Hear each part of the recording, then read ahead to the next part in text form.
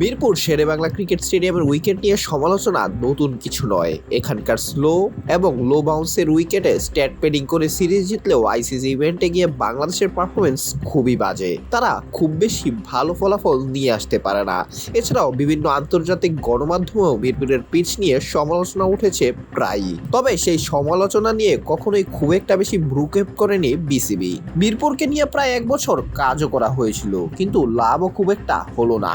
Pakistan series দিয়ে প্রায় 14 মাস পর মিরপুরের শেরেবাংলা ক্রিকেট স্টেডিয়ামে ফিরেছিল আন্তর্জাতিক ক্রিকেট। তবে এতদিন পরে ফিরলেও কাজের কাজ যে খুব একটা বেশি হয়েছে তাও বলা যাবে না। তার প্রমাণ সেই একই হোম অফ ক্রিকেটের পিচের আচরণ, কোনো কিছুই যেন বদলায়নি। ওয়ালটন এখন দেশের সীমানা পেরিয়ে পৌঁছে গিয়েছে 50টিরও বেশি দেশে। ওয়ালটন, ঘরে ঘরে বিশ্বজুড়ে। পাকিস্তান সিরিজের প্রথম 2 ম্যাচে লো স্কোরিং উইকেট ছিল স্পষ্ট। সেই দুটোতে জিতেই বাংলাদেশ সিরিজ শেষ করে 2-1 ব্যবধানে।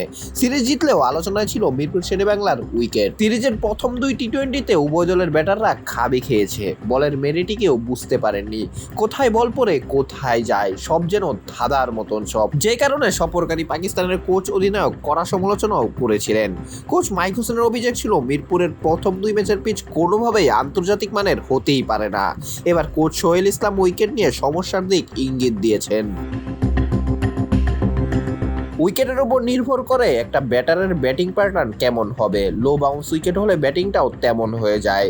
সেখানে শট খেলতে ব্যাটাররা ভয় পায়। শট খেলতে হলে একটু ঝুঁকি নিতে হবে। আমাদের বাংলাদেশের ক্রিকেটারদের মাথায় এটা ঢুকে গেছে। এর ফলে আমরা ভুক্তভোগী।